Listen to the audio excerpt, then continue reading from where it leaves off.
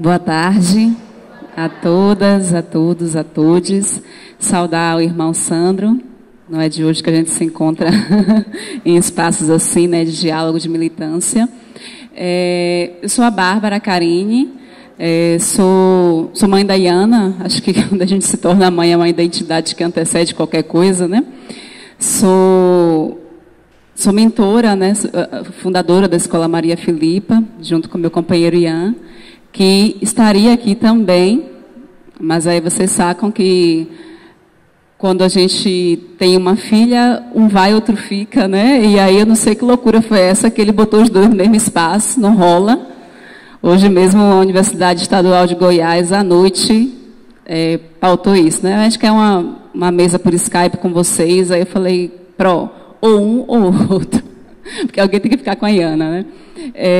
Sou professora da UFBA também, né? Inclusive, minha aula começou agora, 14h50, mas eu pedi para a galera da pós me esperar até 16 horas. Aí, como a aula vai até 18h30, dá para a gente conversar bastante coisa lá.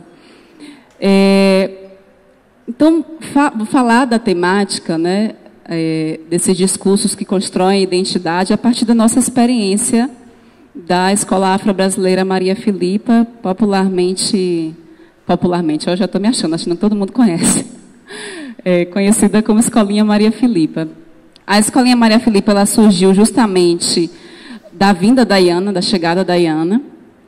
Eu venho de uma família que tem uma tradição, já não sei se é uma tradição, né? Mas minha mãe adotou minha irmã mais velha. Minha irmã, com a primeira companheira dela, adotou o meu sobrinho, que hoje tem 22 anos. E com a atual companheira dela, ela adotou Isadora, minha sobrinha pequenininha, de 3 anos. E foi uma coisa que sempre teve no meu horizonte, né? Assim, a maternidade, eu não sei se todo mundo aqui sabe, mas não é obrigação de nenhuma mulher ser mãe. Mas eu tinha um interesse de ser mãe. Não sabia, até hoje não sei se pela gestação, mas eu sempre tive certeza que eu adotaria. E minha mãe era muito um espelho para mim, né? Porque minha mãe era empregada doméstica, que a primeira filha que ela teve foi adotada, né? Veio, quer dizer, não gosto dessa terminologia, filha adotada, mas veio pela via da adoção, né? Então era uma coisa que me inspirava muito. E há alguns anos, quando eu achei que eu tinha estabilizado minha vida financeiramente, emocionalmente, eu achei porque a gente nunca, né, pelo menos se sente assim. Mas eu imaginei que estava ok, então eu dei entrada, né, no cadastro de adoção. E como minha rotina é muito, muito louca, né, muito intensa desde muito tempo, e também acho que eu não me via muito mãe de uma bebê. Eu coloquei lá no cadastro porque é uma merda. Você, não sei se aqui alguém já passou por isso, ou está passando, ou tem interesse de passar. Você preenche um cadastro que parece uma coisa meio assim de supermercado, que você diz o que você quer, escolhendo, enfim. E eu coloquei uma criança de 3 a 6 anos, uma criança preta. Não tinha colocado parda na ocasião. Coloquei uma menina preta de 3 a 6 anos. Passaram-se alguns anos e quando o processo foi habilitado, no iníciozinho de 2017, eu estava com o Ian, eu dei entrada no processo sozinha, né? E aí a gente foi caminhando e ele se anexando ao processo a ponto de chegar no juizado e me instruírem que seria melhor a criança chegar e depois ele fazer a adoção unilateral, né? Do que introduzir todo o processo como aconteceu comigo. E quando eu fui habilitada, em 2017, a gente sabia que a criança chegaria a qualquer momento, porque a adoção é assim, né? Ninguém fala, olha, daqui a 9 meses você vê o resultado.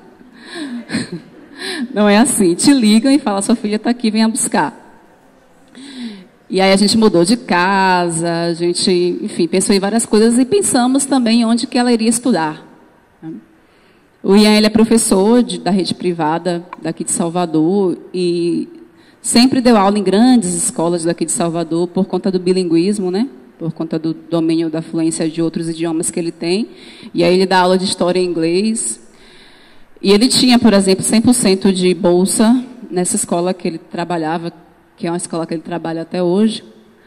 E refletimos sobre essa possibilidade, né, de colocar nossa filha quando chegasse nessa escola. Mas aí a gente pensou em algumas dimensões que eu já tenho acesso, eu já tinha acesso por conhecimento no sentido do diálogo com os pares mesmo, mas não por vivência, e ele por vivência, né? Porque eu venho da Fazenda Grande do Retiro, venho da realidade de escola pública, então não entendia muito bem o que é a realidade de escola privada, muito menos de grande porte. Nunca trabalhei nelas, né? Fui professora do Estado, enfim. Mas a gente sempre conversava das experiências cotidianas do Ian nessas escolas, né? Então a gente sabia que o Fanon estava certíssimo quando ele estabelecia algumas dimensões da colonialidade, né?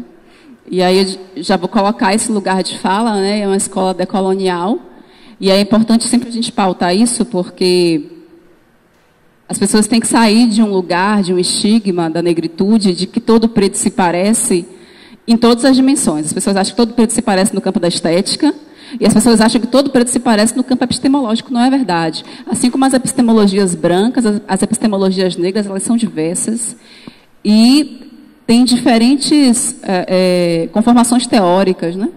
Então, a gente é decolonial. Tem pessoas que são afrocêntricas, tem pessoas que são pan-africanistas, tem pessoas que são pan-africanistas marxistas, tem pessoas negras que pensam, e pensam de variadas formas, né?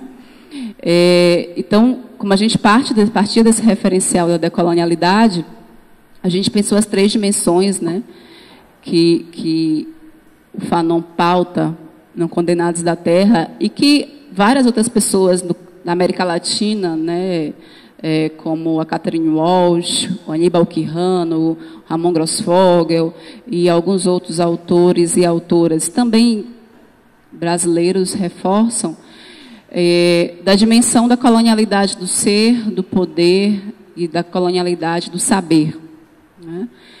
No campo da colonialidade do saber, né, a gente pensava falar primeiro na colonialidade do poder, né?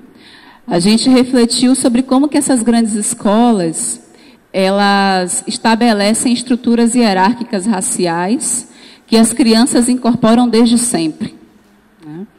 Então, quando você vai nessas escolas, que você vai procurar quem está no posto de direção, quem está no posto de coordenação pedagógica, quem está no posto de supervisão pedagógica, quem está no posto de professor regente, de professora regente, pessoas brancas. Uma escola ou outra bota uma pessoa negra porque é para dialogar com aquela família negra que vai aparecer lá, despontar em algum momento da história da escola, né? Mas pessoas brancas ocupam, porque elas refletem, gente, não é uma questão de escrotidão, elas refletem o racismo estrutural que está posto na nossa sociedade, né? E aí, quando você vai para os outros postos subalternizados dos espaços escolares, como portaria, né? Quem abre a porta na escola, geralmente, quem recebe o manobrista, né? Quem limpa a bunda da criança, quem limpa o chão da escola, geralmente são pessoas negras. E aí a criança, gente, ela é extremamente inteligente. Extremamente inteligente. E a gente trabalha também com referencial crítico, né? Por isso que a gente adota uma perspectiva crítico-decolonial, que a gente pensa a psicologia a partir de um referencial histórico-social. Então, a gente compreende que a criança, ela constrói o seu psiquismo a partir das múltiplas determinações que estão pautadas na vida em sociedade.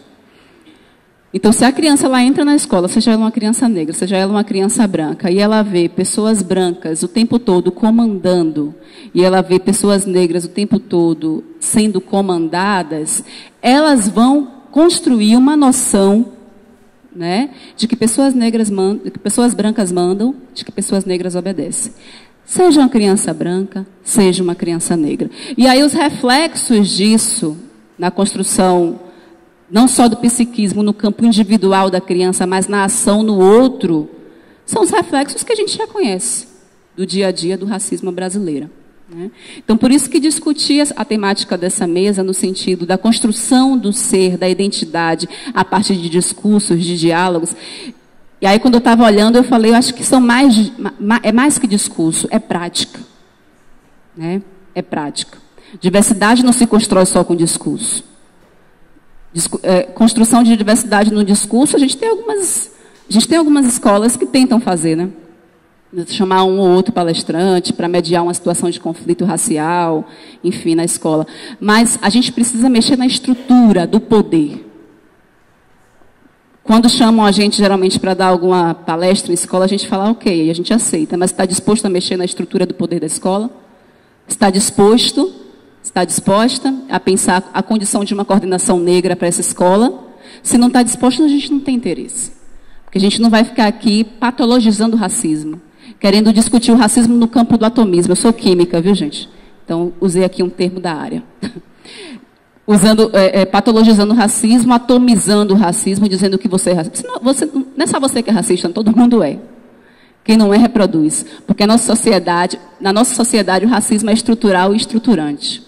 Então, essa foi uma dimensão, a dimensão da colonialidade do poder que nos preocupou. Né? A outra dimensão foi na colonialidade do saber. Né? Há 2 semanas a gente foi para o Rio de Janeiro receber... Eu pesquiso na UFBA ciência africana, né?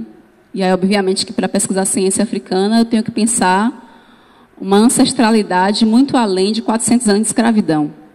Né? Porque nesse tempo que a gente tem, a ciência que a gente produziu no campo da afrodiáspora foi muito significativa, mas não é disso que a gente está falando. Né? E aí a gente foi lá no Rio de Janeiro receber o prêmio, e a Elisa Nascimento, né, a Elisa Larca Nascimento, chamou a gente para ir no IPA Afro, para a gente almoçar e tal, e aí mostrou para a gente uma linha do tempo que ela tinha feito. A linha do tempo tinha cerca de 4 metros e apresentava a história da população negra no mundo de 4.500 anos atrás até os dias de hoje. 4.500 anos atrás. Vocês sabem que para a gente é muito, mas ao mesmo tempo vocês sabem que é muito pouco, né? O fóssil humano mais antigo encontrado no mundo tem 300 mil anos e foi encontrado no leste do continente africano. 300 mil anos. Luzia, Zuzu, alguns fósseis que foram encontrados aqui nas Américas, né? Especificamente o caso de Luzia aqui em Minas Gerais. Luzia tem cerca de 11 mil anos. E a peculiaridade assustadora de Luzia é que ela é um fóssil com traços negroides. O que significa e que inaugura no campo da arqueologia uma área de estudo que versa acerca da expansão marítima africana há milênios. Né? Mas não escravizou os povos originários. Não escravizou porque não fazia parte da cosmovisão daquele povo expropriar, escravizar, explorar, dominar. Então, Luzia veio, estava aí de rolé. Né? Então, 11 mil anos atrás. A Elisa fez uma linha do tempo de 4.500 anos atrás até os dias de hoje. A linha do tempo, na dimensão da escala que ela usou, espacialmente deu 4 metros. 4 metros. Vocês sabem, desses 4 metros, qual o espaço destinado a esses 4 séculos de escravidão até os dias de hoje? 35 centímetros. Eu vou repetir. Porque a gente tem que ter noção, né, da dimensão, da brutalidade que é isso. 4 metros de uma linha do tempo histórica da população negra no mundo, de 4.500 anos até os dias de hoje. E que, da afrodiáspora, do sequestro dos nossos ancestrais, das nossas ancestrais, até os dias de hoje, é apenas 35 centímetros desses 4 metros. Você sabe o que a escola faz? A escola bate 35 centímetros na sua cabeça a vida toda. O tempo todo. É a construção da sua subjetividade. É a construção da subjetividade daquela criança. Eu não tenho uma outra referência ancestral que não a minha bisavó Vicença, que foi escravizada e que foi escravizada até os 12 anos e que viveu no Mucambo dos Pretos, aqui perto de Miguel Calmon. Eu não tenho outra referência histórica ancestral. E aí lá na escola, por exemplo, a gente tem que brincar de construir ancestralidades, né? De onde? Vamos estudar os reinos. De qual reino você gostaria de vir? Então, construa a sua história. Então, quem era sua tataravó lá nesse reino? Era uma rainha, era uma cientista, era uma médica? Quem era ela? E como era a vida dela? E como que ela construiu as relações com a sua posteridade até chegar em você? Né? De qual lugar de poder você vem, né? Por isso que a gente sempre faz essa referência de África. Eu vim de África, porque especificamente a gente não sabe de onde a gente veio, mas a gente pode imageticamente construir outras relações, né? Essa é uma dimensão da colonialidade do saber. Existem várias outras, né? Inúmeras. A gente vai falar aí de uma ciência que foi pilhada, de uma filosofia que foi pilhada, de vários processos epistemicidas. E é disso que a gente quer resgatar, né? Então, quando a gente vai para lá para a escola, que a gente vai estudar aritmética, a gente vai estudar aritmética pensando, por exemplo, papiro de Hind. Hind, um escocês que roubou o papiro no Cairo, né, no século XIX, um papiro africano, um papiro que tem deduções geométricas, inclusive o teorema do triângulo retângulo, que foi depois cunhado, o teorema de Pitágoras, né? Pitágoras, cerca de 1.000 anos, 1.100 anos depois do registro mais antigo do papiro, por exemplo. Por isso que a afroetnomatemática aqui no Brasil, o professor Henrique Cunha vai chamar de teorema do triângulo retângulo e não de teorema de Pitágoras. Enfim, a gente vai buscar essa ancestralidade em muitas referências, que são referências existentes. Disseram para a gente que não tem escritos, né? Que não tem registro. É mentira. O dominador, ele não só, para dominar, ele precisa construir a mitologia da dominação, como ele precisa fazer com que a gente acredite. E a modernidade é isso. Modernidade e colonialidade são termos indissociáveis. O conceito de racialidade, né? Tudo isso surge a partir daí. E não só construir o padrão psíquico de subalternidade, o que Bob Marley brilhantemente chamava de escravidão mental, precisam dominar as nossas riquezas materiais e imateriais. Por isso que tudo isso está nos museus europeus. Né? Papiro de Hind está na Escócia. Outro papiro que a gente trabalhou lá na escola foi o papiro de Ébris. O papiro de Ébris tem o relato da primeira médica existente no mundo, né? A Merit Pitá. E aí tem várias preposições científicas no papiro. Ébris foi um alemão que roubou o papiro e está em um museu em Moscou. Né? Então a gente trabalha a partir dessas diferentes perspectivas, né? Para construir um outro padrão de subjetividade para essas crianças. Sejam crianças brancas, sejam crianças negras. E por que isso? Porque crianças negras precisam se ver. Quando eu digo se ver, é se ver não só no campo identitário, mas no campo ancestral, a partir de outros referenciais. A partir de outros olhares que não esse olhar que foi imposto sobre nós. Então a gente bate o tempo todo na escola nessas questões, né? Crianças brancas também precisam compreender os esquemas de privilégios, os quais elas estão imersas. E isso a gente não está discutindo na escola, entende, gente? A gente não está discutindo na escola a pressão. É educação infantil. A gente não está discutindo na escola genocídio. A gente não está discutindo. A gente está apontando, a gente está apresentando construções pedagógicas a partir de outras bases epistêmicas, que a gente está chamando de uma base decolonial crítica, e que a gente articula, sim, conhecimento africano e afrodiaspórico, conhecimento indígena. Ainda ontem eu estava fechando com o Emerson Patachó, que é o primeiro mestre em química indígena, né, daqui da UFBA, para ir lá na escola dar uma palavra com as crianças. Ah, mas meninos de 2 a 5 anos, todo dia a gente leva alguém para dar palestra para eles. Aí eu explico, falo, ó, meu irmão, a palestra é de 5 minutos, porque o menino começa a correr, tá ligado? É uma parada muito doida. Mas o menino precisa te ver lá, e ele precisa saber que você escreveu um livro. E aí as famílias brancas são super solidárias. Porque a gente leva preto mesmo, a gente leva indígena mesmo. E por que as famílias brancas são solidárias? Porque elas sabem que o mundo é branco. Porque elas sabem que quando as crianças delas botarem um pé para fora da escola, elas vão ver uma mídia branca, um poder branco, uma epistemologia branca, elas vão ser metralhadas de branquitude de todos os lados. E aí as famílias brancas sabem que a escola é um espaço de contracorrente, né? Então a gente não tem problema nenhum. Então a gente já levou lá na escola, nesse pouco tempo que a gente tem, a gente já levou 3 autoras, escritoras negras. E aí a gente sempre pensa na beleza disso, porque eu, por exemplo, fiz uma graduação, mestrado e doutorado, sem nunca ter tido uma professora negra. E aí sempre que eu vejo aquelas crianças de 2, 3, 4, 5 anos, diante de doutoras negras, de escritoras negras, de mulheres negras potentes, eu fico feliz pela subjetividade que a gente está possibilitando para essas crianças. E quando elas chegarem numa universidade brancocêntrica como essa, que tem 2% de professor negro, que um professor for dizer para elas assim, olha, professor, por que a gente não lê um autor negro, uma autora negra aqui nessa disciplina? Aí o professor vai dizer, porque tem pouca coisa escrita. A menina vai dizer, não tem não, professor. Porque desde 2 anos de idade eu vejo mulheres negras escrevendo. Então tem um problema aí na sua concepção, né?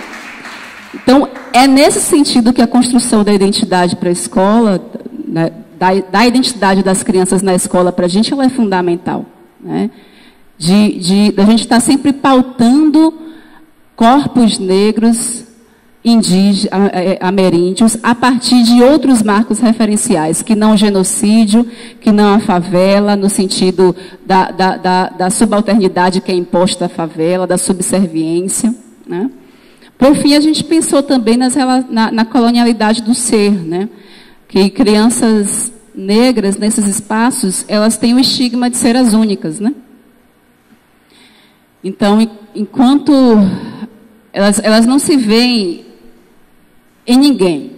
Elas não se veem na coleguinha que tem o cabelo que elas almejam ter o tempo todo. Até porque não é uma coisa que é natural, né, gente? Ela olha para o lado, só vê gente de cabelo liso. Ela olha para o lado, vê que aquela menina do cabelo liso recebe mais afago do que ela. Porque eu também não sei que desgraça que aconteceu na história da sociedade, que as pessoas não sabem afagar esse tipo de cabelo. Que faz com que mulheres negras vivam uma experiência de solidão por 30 anos. Às vezes eu pergunto assim, brother, quando foi que você lembra que alguém fez um carinho em você, na sua cabeça? Né? Botou você no colo e... Porque essa solidão que a Ana Cláudia Lemos Pacheco vai pautar na sua tese de doutorado, no seu livro, começa desde lá. Quando aquele cabelo que é mais difícil de se tratar é menos afagado, volta para casa sem pentear, não lava todo dia, o da outra lava todo dia. A criança cai e acha, não, ela vai se resolver porque ela é forte. Não é assim? A outra vem para o colo. Aí a gente vai botar para dormir. Bota de qualquer jeito, porque sabe que se arranja de qualquer jeito. Mas a outra criança a gente organiza bonitinho, bota um paninho, bota o travesseiro, cobre. Conta história. Né? E vocês acham que nossos auxiliares... não fariam isso? Fariam. Só que a Lori, que é a secretária de lá da escola, ela me disse uma coisa que me educou muito. Ela disse, Bárbara, se eu estou numa escola, num ambiente escolar, eu sou educadora. Todo mundo que está dentro de um espaço escolar educa. Então a gente faz formação desde o porteiro, que é onde entra na escola, até coordenação, até direção. A gente está em formação constante. Porque essas pessoas, grande parte também pessoas negras, elas reproduzem os estigmas que lhes são impostos na sociedade. Não é assim? Então a gente pensou nessa dimensão da colonialidade do ser, de que nossa filha nessas escolas não teria referências outras. Não teria. E sofreria, como muitas mães chegaram lá no ano passado na escola, falando, olha, eu preciso muito dessa escola porque minha filha quer alisar o cabelo. E não é comum, mãe, crianças de 3 anos quererem alisar o cabelo. É o grau de uma violência absurda que ela está expressando para você, externando, dizendo, eu não quero ser eu. É a lógica do espelho quebrado. Eu me odeio, porque a sociedade me odeia. Né? Então, a gente pensou isso a partir da dinâmica da diversidade mesmo. E aí, reforçando, diversidade não é discurso, diversidade é prática. Então, na nossa perspectiva decolonial, outras perspectivas poderia pensar só em profissionais negros na escola. Mas a gente pensa que a sociedade não é assim. Né? Então, na nossa perspectiva decolonial, a gente buscou montar uma equipe que tem professores negros, professores brancos, professores, professoras, porque a educação infantil é sempre pensado para a professora, né?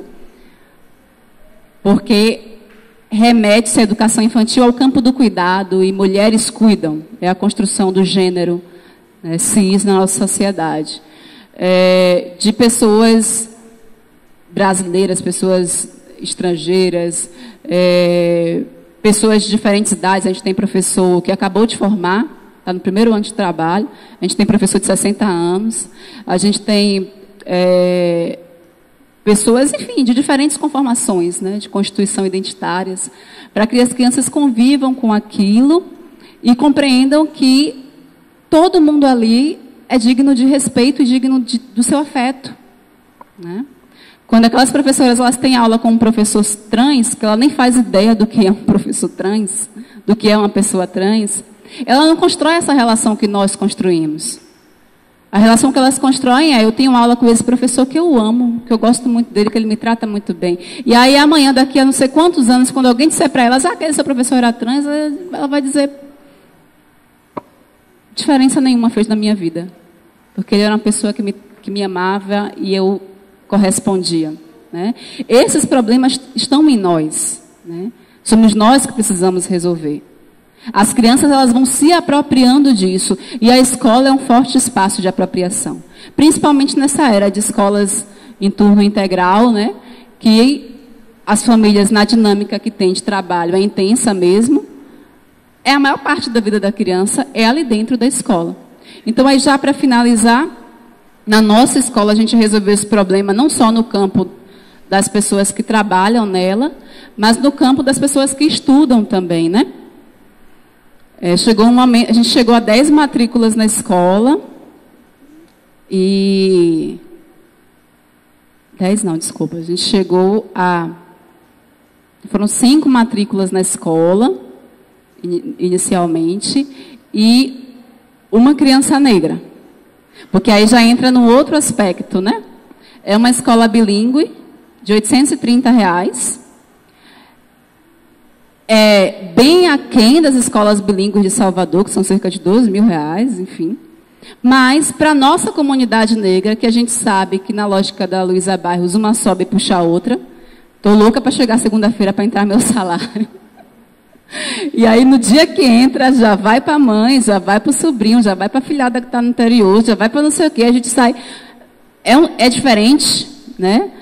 Muito diferente. O meu salário de professora universitária é muito diferente do salário de professor universitário do meu colega branco que está do lado. Que pega o dinheiro dele e usa para ele. E ainda quando precisa, que aperta, tem o papai, tem a mamãe para ajudar. Né? Minha relação é completamente inversa. Então, a gente sabe que essas famílias que ascenderam nesses últimos anos, né, que estão entrando na nossa escola, são famílias que têm muitas outras famílias, né, para dar conta. E aí, o que é que a gente começou a fazer? A gente já tinha o programa de bolsas, né, que a gente, inicialmente, independentemente, a gente ia ter 8 bolsas nesse primeiro ano. É o primeiro ano da escola agora. 8 bolsas integrais. A gente começou a se preocupar de repetir o mesmo problema da colonialidade do ser que as outras escolas têm, de só ter uma criança negra lá na sala, porque mesmo assim, mesmo sendo R$830, aquela família não tem condições de pagar.